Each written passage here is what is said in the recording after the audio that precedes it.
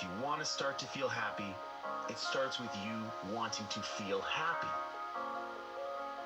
We like to sit and dwell. We like to sit in our own sadness. Make sure you're spending time every single day, whether it's 15, 20 minutes, whether it's an hour, 2 hours. Take time to allow your mind separation from the stresses of your day. If you expect to fail, you will fail. On the other hand, if you expect to win, you will win. And he's right, because doctors and psychologists both alike, they agree that worrying actually does shorten your life. And it does damage your body. We need to clear our thinking before we go to sleep. We're talking about a book that Norman Vincent Peale wrote, The Power of Positive Thinking.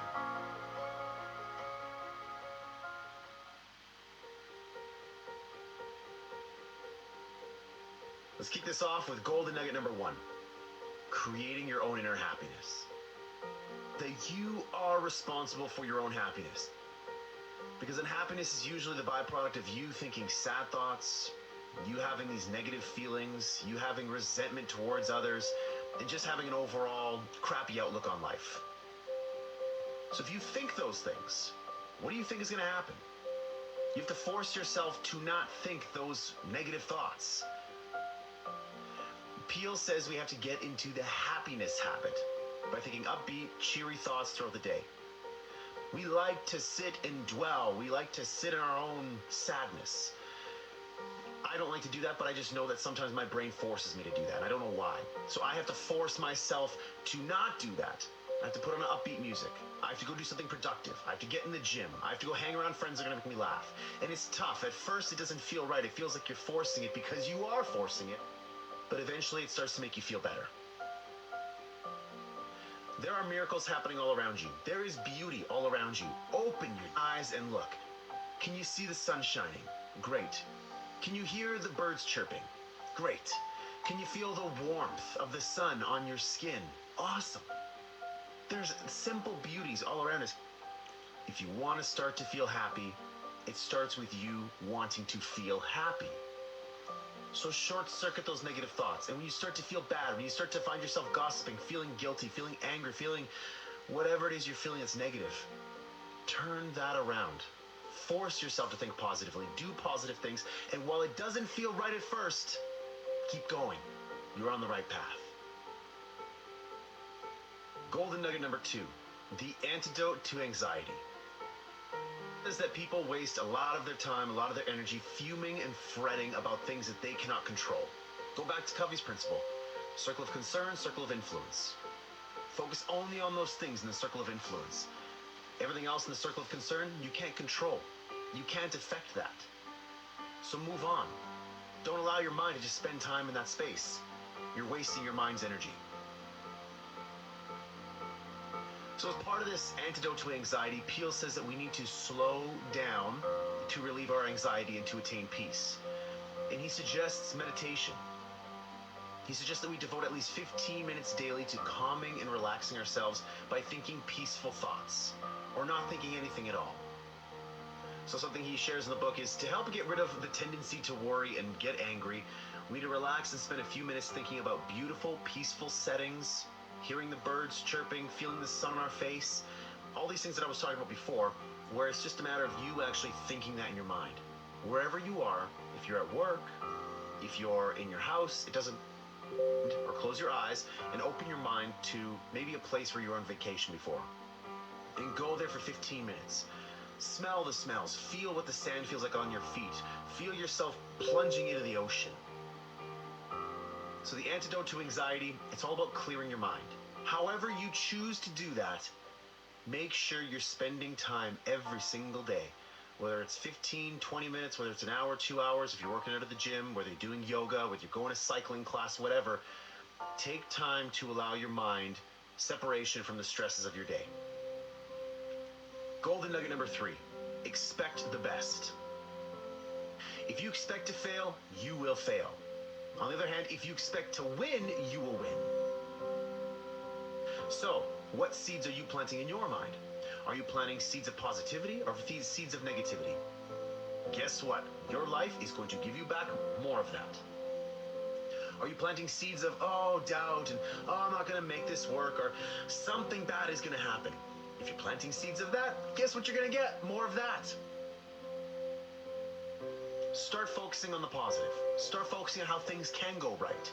And guess what? When things go wrong, say, there's a lesson in that for me. Because life doesn't happen to me, it happens for me. So everything that's happening is there to teach me a lesson. This isn't a setback, it's a set up. This thing that's really bad, it happened for a reason. I'm going to learn from it and I'm going to get better. Golden nugget number 4. Worry not. And he's right, because doctors and psychologists, both alike, they agree that worrying actually does shorten your life. And it does damage your body. We need to clear our thinking before we go to sleep. And we need to imagine our worries flowing out of our body like water out of a glass. So don't think that my path is the right path. No, no, no. This path is good for me. I replaced worry with hope by putting together goals. I put together 3 goals: a financial related goal, a health related goal, and a professional related goal. Something that, what I was going to do with my life. And back in the day when I was going through those stresses, I was worrying a lot. I was having a tough time sleeping. I was having chest pains. My heart was palpitating all the time. And I really just could not get, a high level of satisfaction in life. And, if you were saying on a scale of 1 to 8, Ryan, again, 9s and 10s are reserved for very special times in our lives that seldom happen. I was sitting at a 4 consistently, where I would wake up and I'd all of a sudden feel the stresses of the day. I'd pass between 3 and 4 all the time. So what I did was to replace that worry, that anxiety, that fear, I built myself a plan that gave me hope. Goals that gave me hope. Something that got me excited. Something that I wanted to work towards. Something I wanted to achieve because I knew that if I did, it would get me out of this mess and my life would be better as a result. Golden nugget number 5. Problem solving. I had problems that I needed solutions to. I had desires, I had wants, I had dreams, I had goals that I needed a solution to. The Crap Show was a solution. Create Your 8 was a solution. But what I did need to do was take myself out of the busyness of the day and allow my mind to sort of free up and look for inspiration all around me. And know that whatever solution I'm looking for, it's going to come to me. And this is where in this golden nugget in the book where Peele talks about, problem solving, he gives us 10 problem solving techniques, which many of them I believe with. The first one, believe that for every problem there is a solution. So yes, believe that your problem can be solved. Yes, it's hard. Yes, it's difficult. Yes, you don't have a solution right now, but there is a solution. And oftentimes there's more than one. 2, try to maintain your serenity as you address a problem. So don't feel anxious. Don't try to get angry and say, I'm not getting this. I don't understand. No. You need to be calm. You need to be hopeful that there's going to be a solution to this problem. Number 3, don't try to force an answer. Or don't try to say like, oh my God, I need an answer by Saturday at noon. If I don't get it by Saturday at noon, then it's too late. Sometimes you can't force it. Life often happens for you. And so you just need time for that to reveal itself to you. Number 4, gather all relevant information. Pretty simple. Do as much research as possible.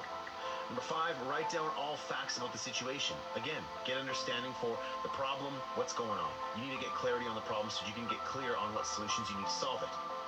Number 6, spend time praying about the issue you are confronting. Listen, if you're praying about it, that's fine. If you're not praying about it, maybe you're thinking about it. Always make time to think about it. When you're walking in nature, yes, take time to think in nature and allow your mind to flow. But when you separate yourself from the stresses, the anxieties, the busyness of the day, allow your time to think about solutions. Number 7, believe in and seek God's guidance on the promise of the 73rd Psalm, "Thou wilt guide me by thy counsel." If you believe in the religious aspect of that, that will talk to you, but necessarily doesn't talk to me. So I maybe won't be using that one. Number 8, rely on your inner gifts of insight and intuition. There's things that we believe we should do, and then there's things that we know we should be doing. So you got to listen to yourself, and it takes time. It does take time. It takes patience. It takes some maturity for you to realize what you're great at.